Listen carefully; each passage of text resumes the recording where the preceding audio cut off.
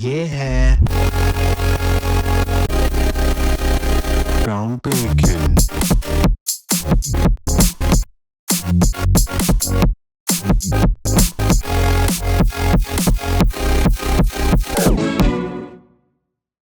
Hi, Piksha. Welcome to the groundbreaking. How's it Thank going? you so much for having me. I think it's lovely to be here. To kick off the podcast, if you could take us through your journey and like a little bit, if you could introduce yourself to us, what you're trying to do, what you've been doing. Sure. So I've been in design for about 13 years now. This is my 13th year in the running. I started working really, really early at the age of 19 when I was studying. So I've had a formal education in design. I was studying design and then I started working at 19 and I was just freelancing and I started assisting my professors here and there. And that introduced me to the world of design and how design can make you money. And that was like an adrenaline rush of sorts where I was like, oh my God, this is what I want to do. I love doing it and it brings me joy and it gets me money. So I did that. And after that, I just went on like a sprint of one thing after the other where I did about 7 or 8 internships and at different places. So I While worked you were studying? for- Sorry? While you were studying? While I was studying. Okay. So you have those summer breaks, right? So all of my summer breaks and while I was studying, I was interning as well. So I worked with not-for-profits, I worked with agencies, homegrown businesses, studios, and I used to look after their design and just understand and learn from the leaders of design of, what is this world about? So I was in a very exploratory sort of a phase. And that served me really well because it got me to great places once I actually, finished college and then started working. Yeah, of course, like I worked with some leading designers once I graduated, I worked with some leading designers in Delhi and around. So did that for about a year and then I realized, okay, I wanted something more for my career. And that's when I joined a tech startup. It was a travel tech startup competing with Airbnb in India. We had the largest inventory of second homes, vacation homes. And I was one of the founding team members there. And I was a young 24-year-old kind of trying to 23 24-year-old trying to figure out, okay, now I'm working with engineers, I'm working with founders, and I have to design something. And I was the only designer on that team. So initially, I was really skeptical about the role because I was like, have I made the right transition from studios to suddenly like an in-house design team member, like the only designer? Have I made the right kind of transition? And that doubted it for about 6 8 months. And then slowly, what started happening was invisibly, I was building these softer skills of how do you run your own business. How do you care for numbers when you're designing? How do you make sure your design kind of makes that impact? Or, how does it change the way people respond to your product? And this is like 2013 that I'm talking about.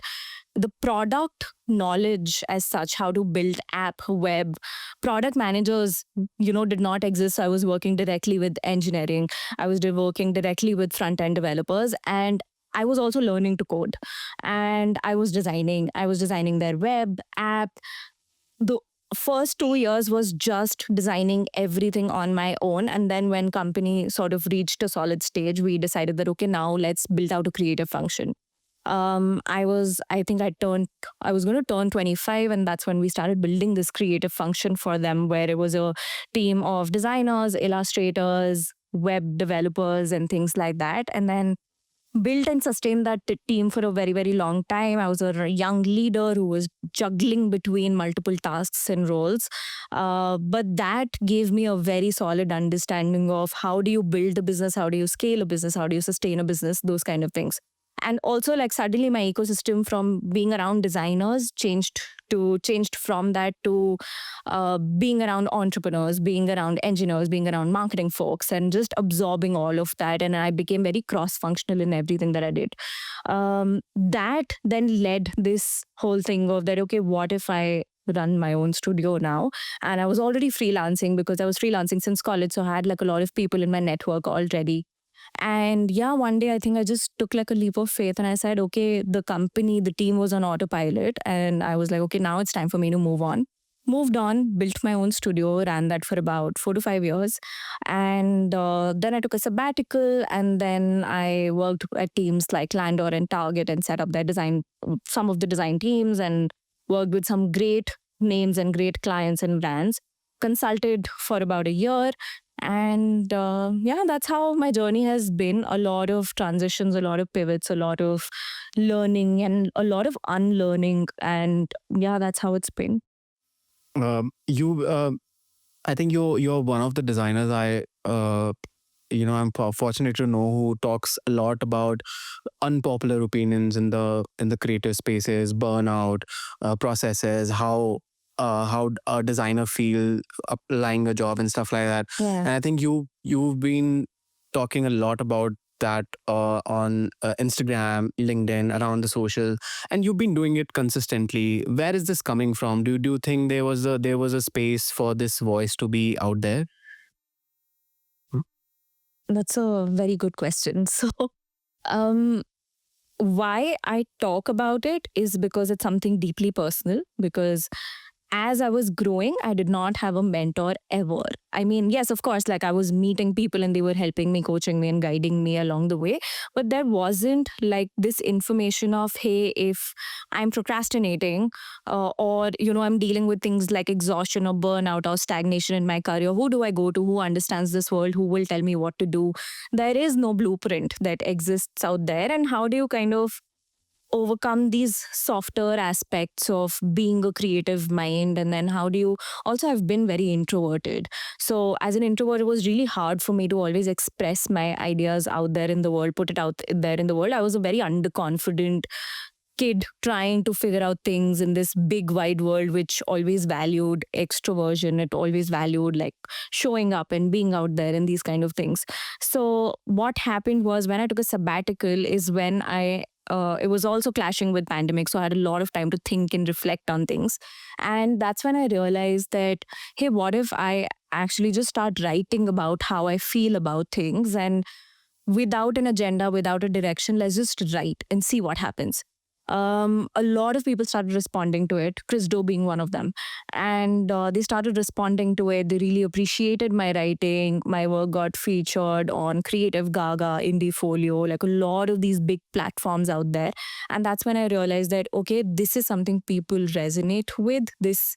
There is a space. That's when I understood that there is a space for something like these kind of thoughts to exist, because a lot of us, like people like you and I, silently kind of struggle with all of these things. But do we know how to handle them?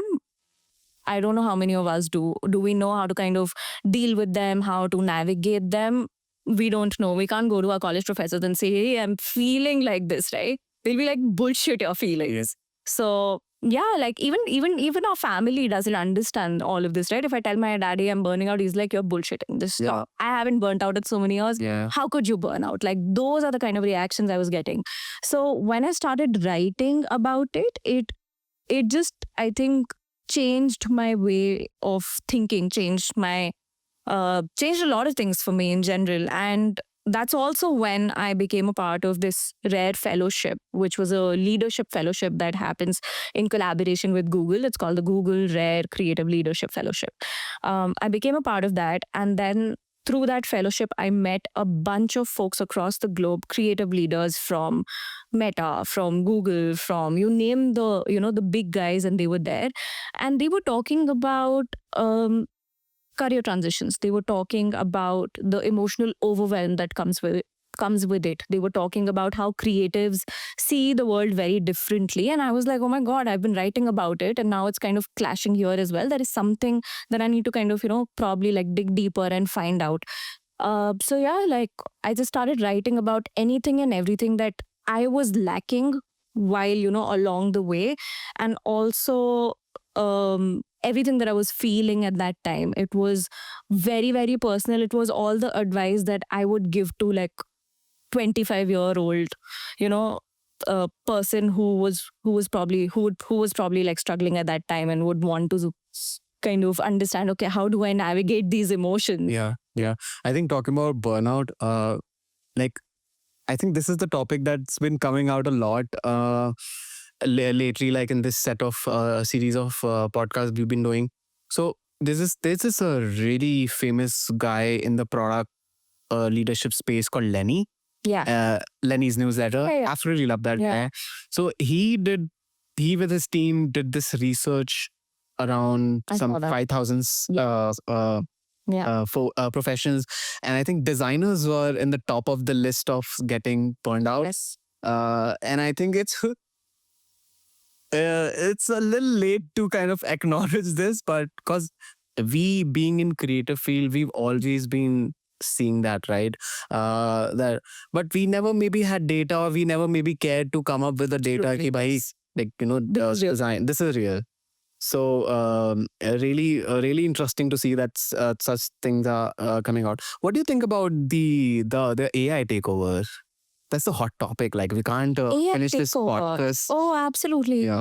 I don't think it's a takeover, and B, I feel like, and I don't, this could be like an unpopular opinion again, but the fact that our parents have seen computers coming up, and then computers became a way of life. Similarly, I feel like AI is going to soon become a way of life. It's not something that's going to take your life over completely. Of course, there are cons, like your AI dependency could be really high. Like today, people used to go to Google. Like earlier, people would go to Google and look things up. Today, people go to ChatGPT and ask things. So that's like dependency right there, because you're like, okay, this whatever this creature, whatever this being is going to answer all my questions, is going to be there and validate my thoughts. That's like the scary part of it. For designers, I do feel it's going to challenge a lot of us in like a lot of ways, because it's going to question the way we work. A lot of redundant roles are going to kind of, just fade out completely. And people who can actually think and people who can execute are going to be the guys we'll counting on, because rest of it AI can manage. Your processes AI can manage, your systems AI can manage, but can it produce the outcome to that level of quality that you're seeking? It's not there right now. Maybe in the next few years it'll get there, but also to, again, like, how do you make sure this is the quality that you're looking for, or this is the I feel like execution wise we'll need people, and thinking wise we'll need a lot of folks who are thinking the right way, who are probably, even for AI to think well, you need a brain behind it, right? Like when the other day I was asking you who made these questions, or like it was your brain at the end of the day at work. That brain is something we will need. So I do feel these two roles are going to be very, very important when it comes to AI. For designers also, like I feel like designers don't need AI to replace them. They need AI to be their companion, like help them think through, help them manage their world, help them manage the complexities of it.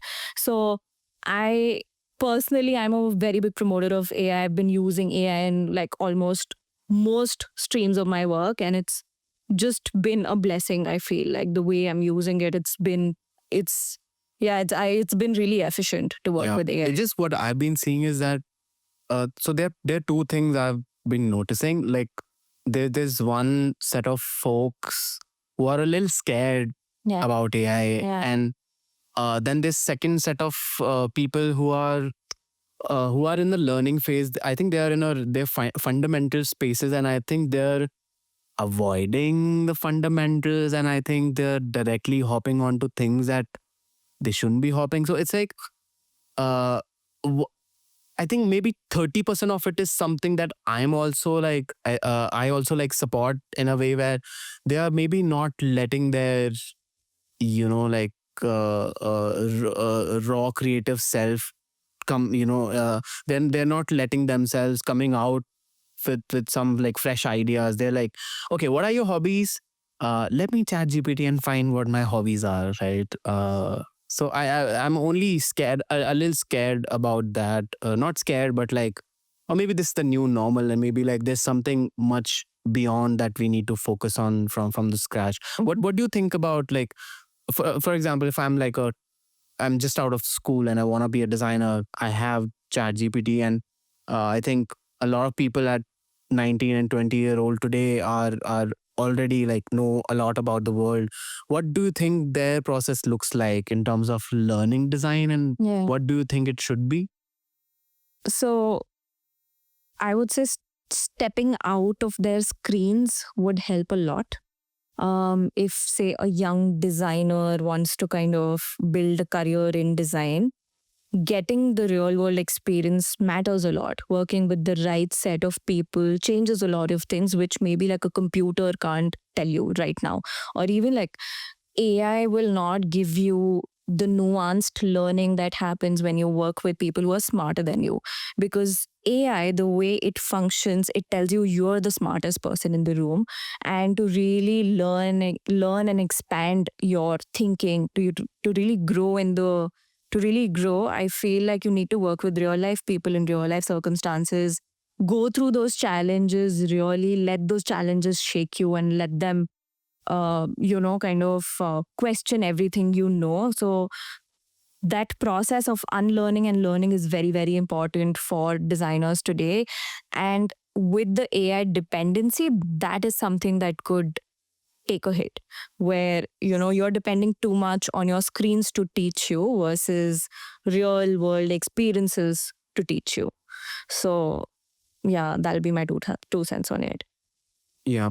So now, like, if we go a little back in your journey, you've been associated with some top brands like Coca-Cola, Target. What was the kind of work you were doing there? What were your processes like? If you could, take us through that a bit. Sure. So, Coke came through Landor when I was the design director for Coca-Cola at Landor. And what we were working was my one of the first big projects at Landor was to design the Men's Cricket World Cup campaign 23.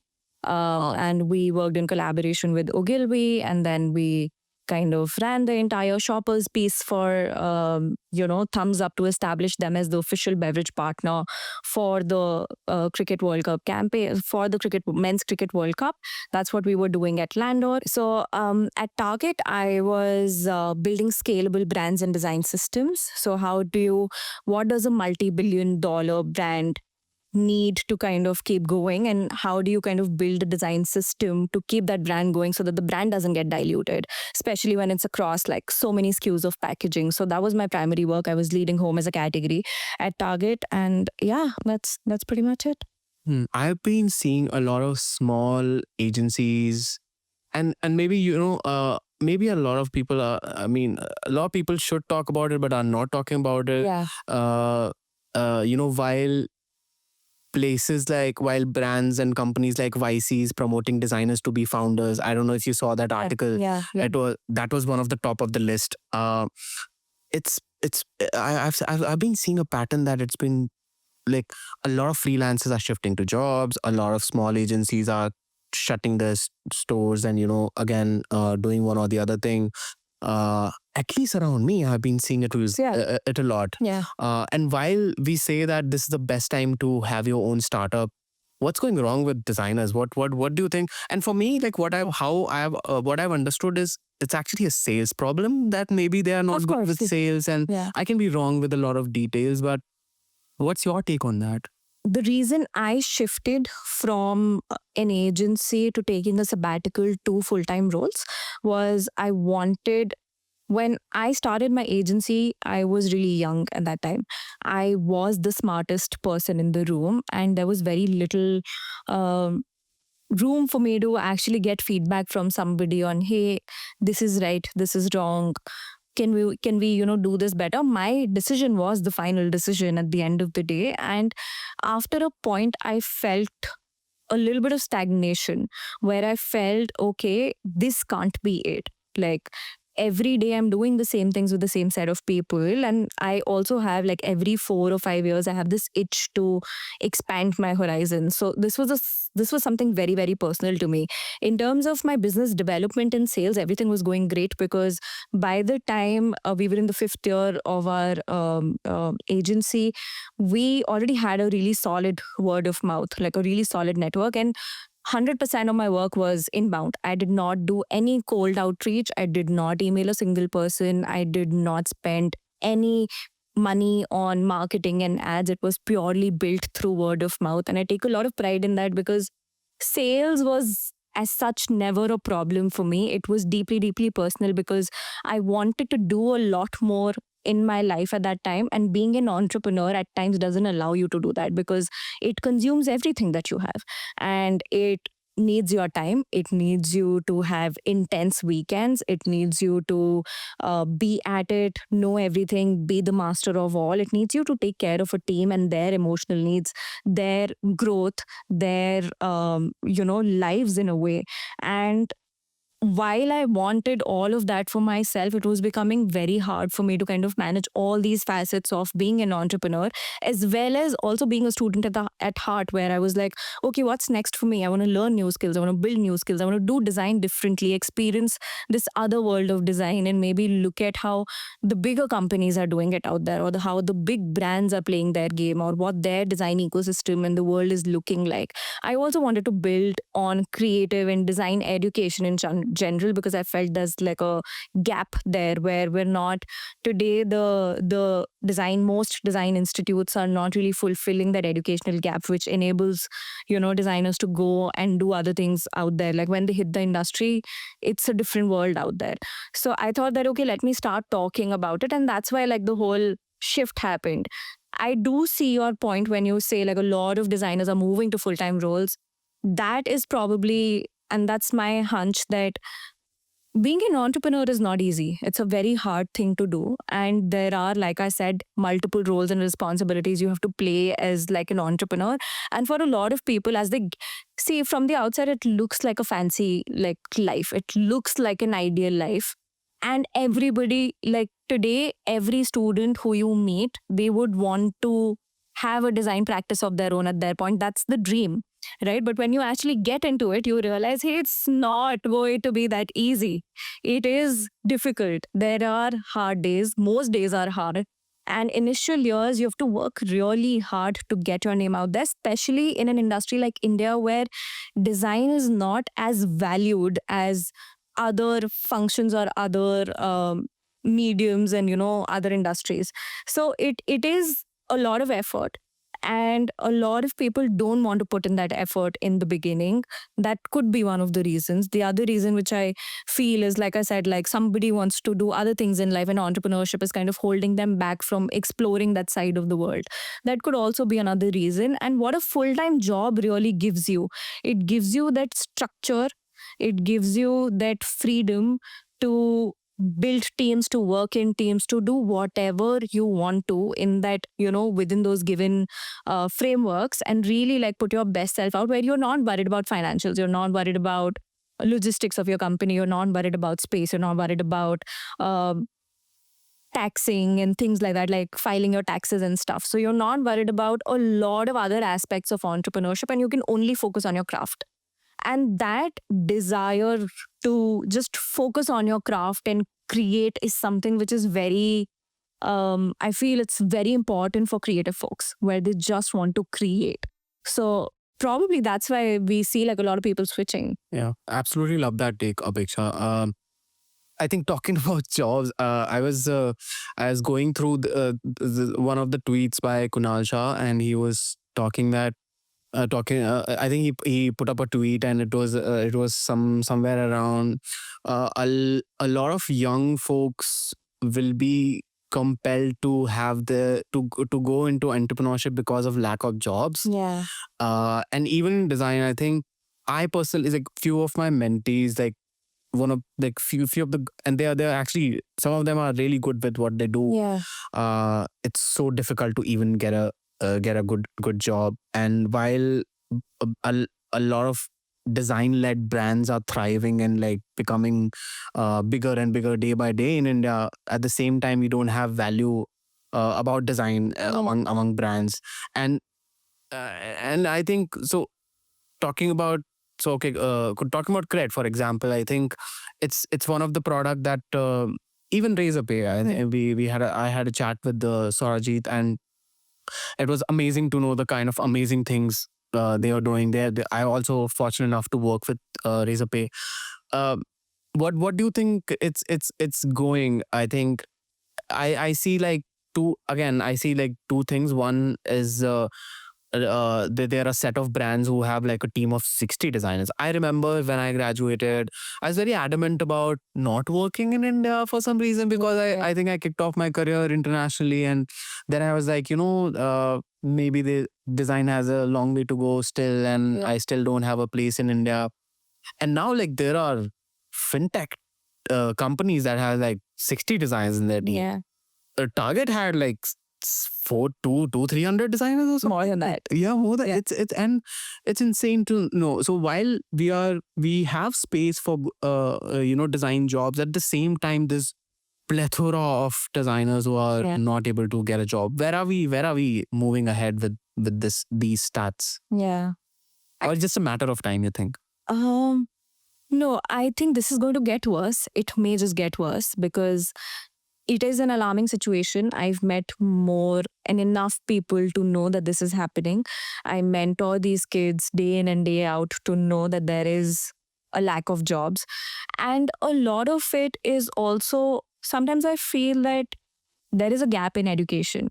The kind of things we're teaching kids today are dated and they need an upgrade. It's as simple as that. We need an upgrade when it comes to design education. We need them to think differently. We need them to know some realities of having a creative career, and also really equipping them for what's out there versus what a curriculum thinks is fair. Like the curriculum that we're working with today is probably like decades old, right? And the world has moved really fast in the last 5 to 10 years. Like when I started my career out to where I am today, there has been a world of a shift in the way design is seen, perceived, and the way people approach design is completely different.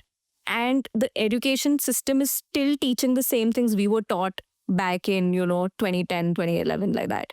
So that definitely needs to change.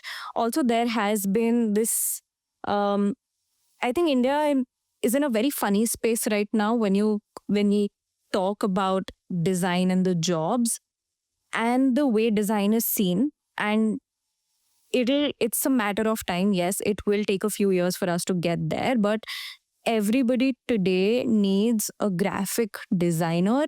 Nobody today needs a thinker. So we're not in a design thinking stage. We're in a design doing stage where we're like, design is just an act of doing, and we're not really understanding that design is much deeper than that. And it is very nuanced. It is very cultural. It can change. It can really make or break things. And it's not as integrated as it should be. So the kind of jobs that are also out there are asking for something very basic, and most colleges are doing like they're basically just matching that sort of a level of that basic doing. They're not really preparing kids to think. So we're a few years away from really seeing design as design thinking and design, and not as like design doing. Yeah, I think while we are talking about that, there's also like companies and brands who understands that design thinking is equally important as design doing. Yeah, There's a lack of talent. I mean, yeah, while we say we have like hundreds and thousands of designers who are looking for job, at the same time there are very few who are maybe capable of the job, and I think these design schools are responsible for that. And I think there was this stat. I could be wrong with the numbers, but like there are now like more than 2,000 design schools. Like a lot of I mean a lot of engineer. So it's like a trend, or I don't know. Maybe these education institutions are finding an opportunity. Yeah. They have design engineering courses. But now they have to extend it to maybe design courses as well. So yearly, maybe like again, few thousands of them are graduating, but like how many? I receive so many portfolios, and like it's again, I'm still like a small company, and maybe not a lot of I can't maybe expect like a lot of amazing great designers, but still I've been seeing this gap of skill set and awareness and design sensitivity. Yeah. So and with AI in it, I think it can go two ways. One, it could be like people are doing amazing because Yeah. leveraging AI, and other one is like they're not thinking at all and they're maybe not building up the taste. So really, I think I'm just a little confused, but at the same time, some great things are happening. Like brands are pushing.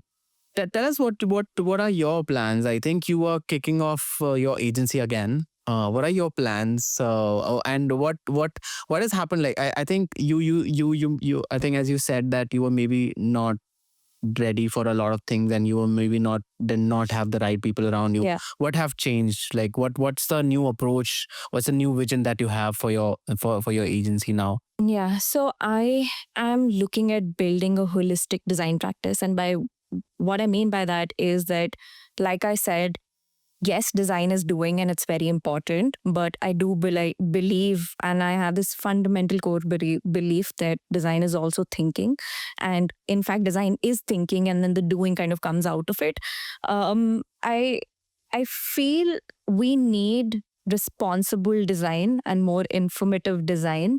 So my idea today with this practice would be to work with problem statements, where I would want to go deeper with a few businesses and understand. And why I say few is because I don't want to kind of work with anyone and everyone and really dilute my process. I am looking at working with select few businesses, who of course value design and understand what it can bring to the table, and really understand their problem statements when it comes to design solutioning specifically. Now, that could be across mediums, that could be with their teams, that could be them trying to understand, or founders or leaders trying to understand what the vision or the mission of the company is, or how does that translate into design, those kind of things. So it could be literally anything and everything that I want to kind of work on, but not with briefs as such. So if you tell me, okay, I need 2 SKUs to be designed for this so-and-so brand that I'm coming up with, I may not be the right person for you. But if you're somebody who's looking to enhance and elevate your organizational internal and external goals through design, I am probably that person for you. So that's the kind of practice that I'm trying to build. The other thing that this practice will deeply do is do a lot of research, understand the Indian creative ecosystem in depth, and put out information, responsibly collected information out there for people to learn from. So like right now I'm working on this creative leadership report, where I'm talking to a lot of leaders across the globe and just trying to understand this landscape, that what is happening with creative leadership, where are leaders today, what are their challenges, what keeps them up at night, what is it that they need in order to succeed, and what is it that the teams need in order to succeed, and how can you become a leader that your team needs.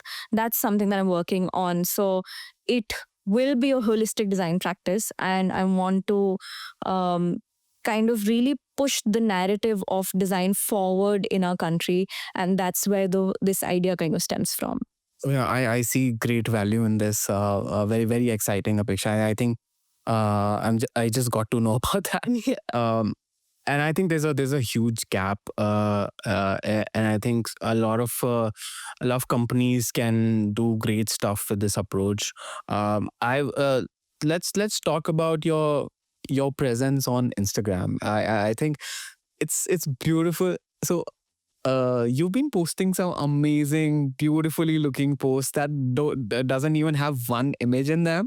I think that's just insane. And with some amazing messages. And I've also noticed that you grew your following as well, because people are relating Yeah. to your posts.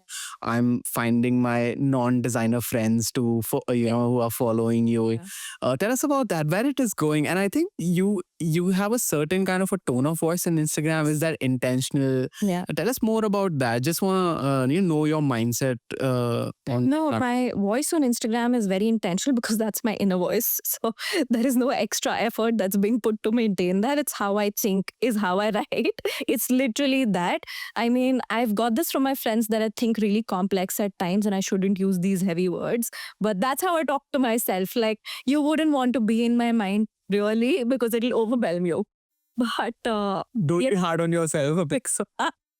Instagram is, I think, it's not just a personal brand for me. It's something that I want to leave behind as, people would remember me for that because I made differences. So at times, literally, like I go through my comments and I see, hey, like this is what I needed to read today.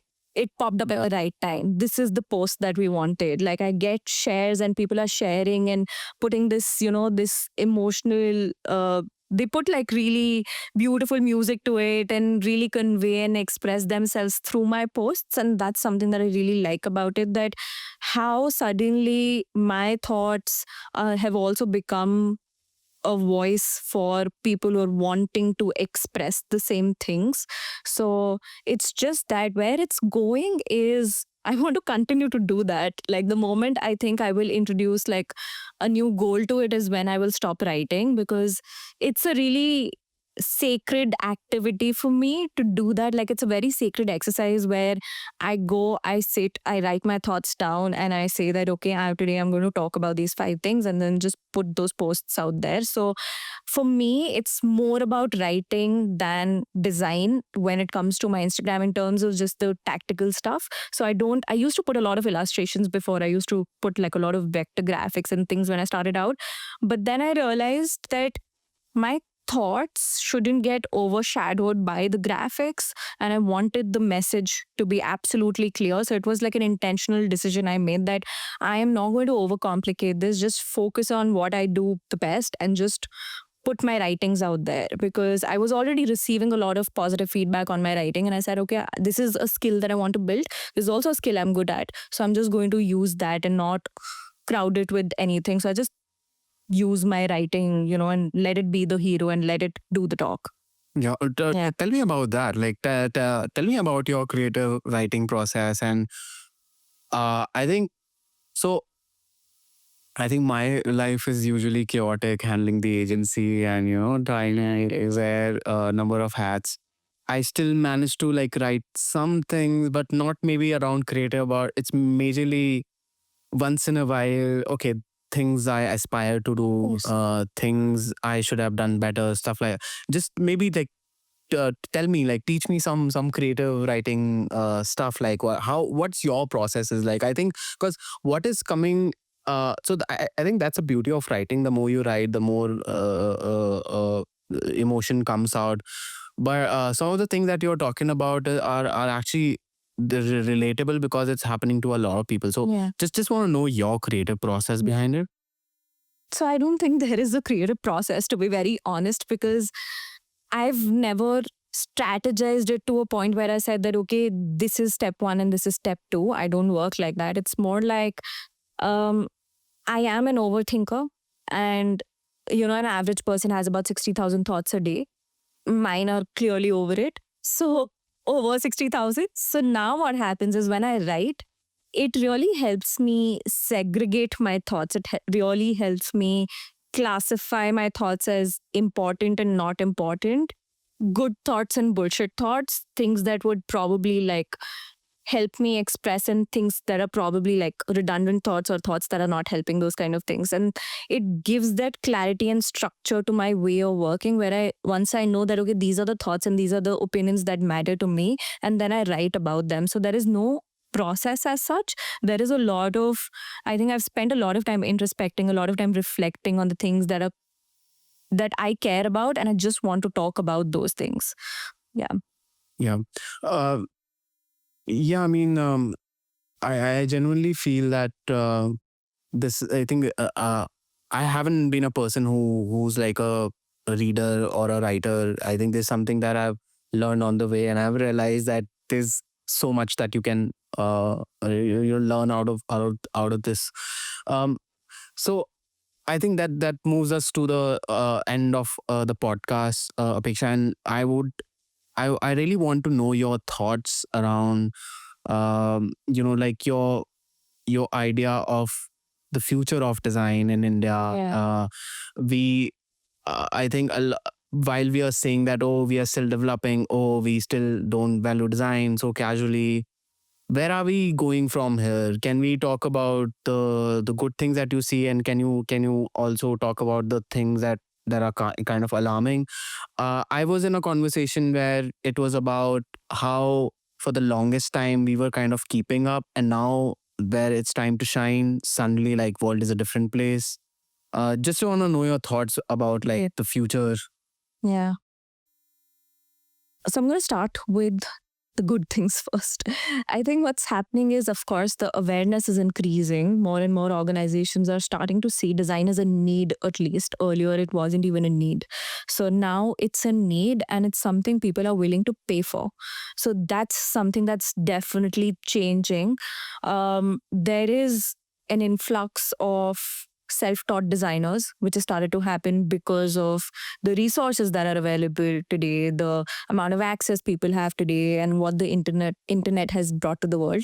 So that is definitely changing, and a lot of good design talent is also popping up because of that, because of this new influx that has happened.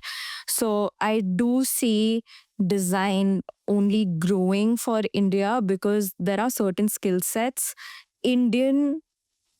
Indians have that can really enable them to create things. Because I also feel like as Indians, we're really high on empathy, and that really plays a huge role in the long run when you're thinking about, who are your consumers, who are your users, and who are the people who are going to interact with your services. And then you kind of thoughtfully design for them. So I do feel that there is a lot of opportunity for us to really change the way people are looking at design in India today. So there is that huge opportunity, there is that possibility that's ahead of us. Having said that, that access itself is a problem, I feel, because of internet today. Everybody today claims to be an expert, and that's something that I've always maintained my narrative about, that who is an expert, how do you get mastery over things, who knows design in depth, and then not all opinions should matter, Yeah. right? Like people. Suddenly, a lot of people who haven't been into design for even for 5 years, like 2-3 years, are suddenly like an expert. Yeah. They are an expert and they are telling you how to do it, which is a problem. So I am saying you go ahead, share your work, talk about your work. But the moment you say this is how you need to do a certain task, it means that you're basically taking responsibility for somebody else's actions. Now, if that person's career takes off or it doesn't take off, that onus is on you.